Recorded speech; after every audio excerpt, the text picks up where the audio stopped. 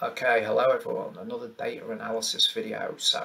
In the past couple of videos I was talking about how to normalize and standardize data, and in this and the next couple of videos I'm going to talk about how you might detect and remove outliers from a data set. So these are data wrangling and manipulation techniques that I probably should have covered when I did a series of videos on data wrangling, but it's worth covering them now before moving on to some other frequent statistical analyses and models. Okay, so outliers in data. As ever, I'm working in Jupyter Notebook and I'm using Python, the different software libraries. So I'm going to start by importing some key software libraries that we might need. I'm going to import pandas as PD, numpy as NP, scipy.stats as stats. I'm going to import matplotlib.pyplot as PLT and seaborn as SNS. So I'm going to do some plotting, maybe some distribution plots and some box plots so we can try find outliers. So matplotlib and seaborn are useful for both those things. So I'm going to run that first cell and I will also import some data to use. So the data, I'm importing the white line data set that I've kind of used in a previous video. I've got it saved as a CSV file on my computer. It's a data source. It's a data file that's available open source online, and I've just imported it as and saved it as a data frame object called wine_df for data frame, and I've used the pandas.read_csv method and just called the header the first 5 lines of data. So you can see we've got a number of different variables here.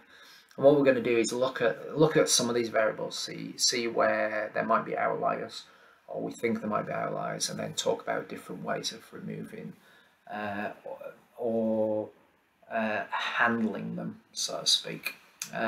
So outliers in data, there are a couple of common practices, such as you use certain rules or criteria to identify what is an outlier, and then you can remove it or you can cap it in some way. That can be useful. It's a very common practice, and it's often done when you're using a parametric model. You're making assumptions that the distribution is Gaussian. It's normally distributed, so any extreme values or values that are very far from the mean will influence the location of the mean and the spread of the data.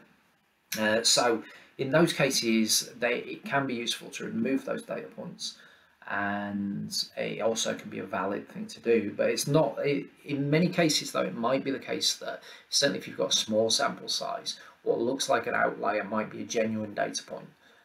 So there may be other methods that might be more useful to perform some sort of robust test, such as using a different distribution. But those are not things I'm going to cover in this video. What I'm going to cover in this video is kind of what rules you might use to identify what is an outlier, and then how you might deal with it, either by trimming off, deleting the outliers essentially, or by capping them at some maximum value to preserve the original size of the data frame. Okay, so one thing I would say as well is often outliers, there may be a genuine reason to remove an outlier. In some cases, they might be the data points might be erroneous. There might be typos, so where someone's just input it wrong with additional zeros or something like that. But it's often the case you will find that what look like outliers might be nonsense data points, or where people have participated in research but not done so in good faith. So I had a recent example of this with some research that I conducted, and participants looked at people's preference for current rewards against future rewards, and they had to make a free text decision about whether they'd like a reward of say £100 now or some other value a year from now. So the value they specified a year from now would give some indication of how much they preferred immediate versus future rewards, and kind of meaningful values when it was ranged from £100 a year from now up to maybe £1,000. So £100 now, £500 in a year would be the trade-off they would be prepared to make, where they were indifferent between the two. But some of the values that were put on there were clearly they were either errors or where people had not participated in good faith. So it'd be like £100 now or £10 million a year from now. Okay, so those are the sorts of things you would be looking for and probably deleting, because they're going to skew your data to a large degree, and they're probably an indication that they're not useful or genuine data in some way. Okay, so this is our data set, the white wine data set, and we'll focus on just the residual sugar variable. So this variable here. So let's look at some descriptive residual sugar. So you can see there, it's got a mean. The data set is very large. This white wine data set. You can see there's 4,898 observations in this data set. So different wines. Residual sugar has a mean value of 6.39. Standard deviation of fine. The minimum is 0.6. The maximum is 65.8. Okay, so what we should do is to try identify if you have any outliers. One of the best things you can do is kind of to plot the data and see what it looks like. So first of all, I am going to use this Seaborn displot method and ask for a KDE overlaid. And you can see here we've got, so this is a very positively skewed distribution. A lot of the values are quite low, from like 0.6. A large number of counts around that minimum value, and then most of the distribution is accounted for by the time we get to 20. Residual sugar measure of 20, but some of them go up as high as 65. And you can see it's very hard to see the KDE there because there are very few, but what it looks like is we have a small number of quite extreme kind of points which might be outliers, and we can probably see that here if we look at, so we've got our minimum, our 25th and 75th percentiles. So 75% of the data runs between 0.6 and 9.9, and the top 25 goes from 9.9 to 65.8. So we've got an indication there. We've probably got some outliers, and a box plot will probably help us see those most clearly. So you can see here we've got this positively skewed distribution, as we could tell from the histogram. Most of the data values kind of between 0.6 and just over 20, but then we've got these extra points, including a very extreme kind of score and outlier that's way out here. So it's making the box plot look quite squashed at the bottom there. So we can see we've got a few outliers, and there are a number of methods we can use to remove these outliers. So the first method that I'm going to use, and the one I'm going to demonstrate just in this video, is the Z-score method. So the Z-score method for identifying and removing outliers. So if we're using this method, what we're going to do is identify points that lie outside of plus or minus 3 standard deviations of the mean, and we're going to identify which those points are and then remove them from the data. Okay, so that will account for less than, but if you're going beyond 3 standard deviations above or below the mean, that will account for less than 1% of the data in each tail. Okay, so anything that is beyond 3 standard deviations is quite an extreme value. It is an outlier. It would like to be an outlier.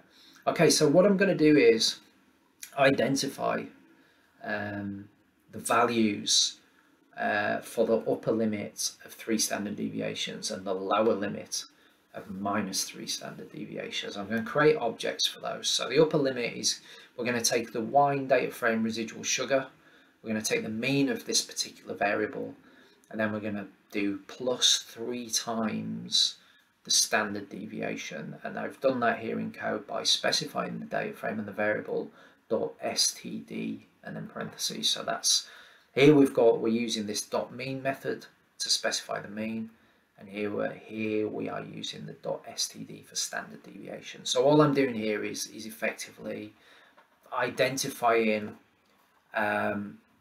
what the value is for residual sugar that is exactly 3 standard deviations above the mean. And the same thing here for the lower limit. I'm creating a new object. We're going to work out the mean value for this particular variable using the .mean method, and then we're going to, from that, we're going to go -3 times the standard deviation below that to get our lower limit. So if I run this cell, you can see here, I've just used print statements below so it looks neat and we can see what that looks like. So what we're seeing is that the kind of anything that is greater than 21.61 standard deviations above the mean is we're going to consider an outlier. So we know we've got at least 1 or 2 data points like that, and anything that is below -8.82 standard deviations below the mean is also an outlier. So we don't have any kind of extreme low values in this data set. If you recall, the lowest was, the minimum value was something like 0.68. It's probably the case, minimum 0.60 there. It's probably the case that you can't, in terms of residual sugar, you can't have a negative value because it's some type of measurement that has to be on a positive scale. Okay, so now we've got these upper and lower limits, we can find the outliers using those 2 objects, those 2 values as cutoff points. So to do that, we're going to call the wine data frame and use the .loc method, so to locate all the values that meet the criteria specified in the square brackets here.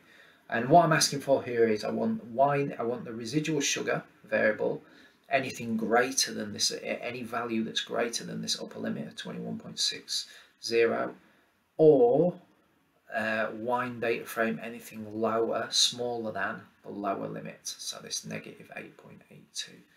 Okay, and notice for each of the expressions, the residual sugar greater than upper limit, residual sugar less than lower limit, I've had to encompass those within parentheses. If you miss the parentheses off, you'll get a syntax error on this. Okay, so if I run that, very nicely, Pandas creates a nice data frame object for us, showing us all those values. So it's showing us the ones that are, if you look at residual sugar, all the values here should be greater than 21.60. We haven't got any below the lower limit, but we've put that in the expression just to make sure, because there are nearly 5,000 values there. So you can see here, and it could be the case that although you can't have a residual sugar that's negative, it could be the case that someone's erroneously inputted a negative value, something like that. But you can see here 31, 26, 26, 22, 22, 31, 65. See, these are all greater than our 3 standard deviations above the mean.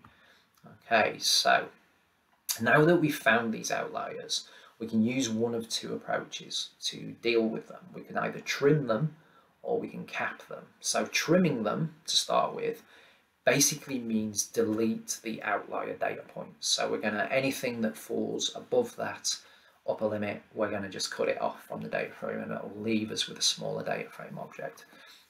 So we can do this by creating a new data file that only includes the data between the upper and lower limits. So we're just going to select the data frame that we want, the data from the original wine.df data frame that we want, and save that as a separate object, and that gives us a nice pandas data frame. Okay. So now what we're doing with this expression here is I'm creating a new object called new wine data frame. We're taking the wine data frame, we're using the .loc method to identify all the values we want. And this time I'm using a similar expression to above, but this time rather I'm saying any residual sugar that is less than the upper limit and any residual sugar value that's greater than the lower limit. So it sits between plus and minus 3 standard deviations. Yeah, I'm selecting those things to be the values included in the new data frame, which should be every value apart from the ones we identified as outliers here, essentially. So now what we're doing here is identifying non-outliers and saving them to a new data frame. So you'll note here that the or has been changed to an and. You can see the ampersand there. And then if I run this data frame, all I'm going to do is print the length of the old and new data frame, so you can see what we've got. So what I'll do is I'm using some print statements. I'm using the length function that gives us the length of the data frame, how many observations, how many rows, and I'm going to ask for the length of the original data frame, the length of the new data frame, and how many outliers there were, which is the length of the original minus the length of the new. So if I run this, what we see is, so we had 4,898 in the original data frame, and after removing outliers we've got 4,889. So we've removed 8 outliers using the z-score method. So what we've got here is saved as new YNDF is a data frame object with outliers removed. And if we plot the box plot again, what you will see is, yes, the y-axis scale has changed. It no longer goes up to 65, and it now just goes up to just above 20. And you can see it's not as squashed, and we've not got any extreme values. Okay, so that was trimming. That's how you trim. So what we did was we identified our outliers and we deleted them. So it returned a reduced data frame without any outlier values. An alternative method is capping. So rather than remove the extreme values, the outliers, what you do when you cap is you change the outlier values to either the upper or lower limit values. Okay, so anything that's greater than the upper limit, its value is replaced just by the value of the upper limit. Okay, so what we're doing here is we're replacing values, imputing new values rather than deleting them. So we'll retain the same size data frame, but remember we are actually changing data when we do this. Okay, but I'll demonstrate that. What I'll do is I'll make a copy of the original wine data frame, and what we're going to do here is replace outliers that are greater than the upper limit with the upper limit value, essentially, and any that are less than the lower limit with the lower limit value. We know in this case that we don't have any less than the lower limit, so it's just going to change it's going to change 9 values that are greater than the upper limit, which was, as you remember, we calculated that up here, 21.61, and it's going to replace these nine residual sugar values with just the value 21.61. Okay, so let's run that, and here I'm basically, what I'm doing is I'm expressing any value, any residual sugar greater than the upper limit, any residual sugar lower than the lower limit, and setting them exactly equal to the upper or lower limit. Okay, so let me run that. So that should have worked. And if I create a box plot, we should see we got a similar plot to when we did the trimming. Okay, but the difference is if we check the length of this new data frame that we've created, where we've capped rather than trimmed, what you can see is it's the same length as the original data frame, 4,898, because we've not actually deleted any rows, we've just changed or capped those outlier values to a maximum of 21.61, I think it was. Okay, so that's the z-score method. So we're treating anything that's greater than or less than 3 standard deviations above or below the mean as an outlier. And then we can either trim them off by deleting the ones that are extreme values or outliers, or we can cap them. Okay, so hopefully that was useful. In the next video, I'll demonstrate how to use the interquartile range, the IQR method, for detecting and removing outliers.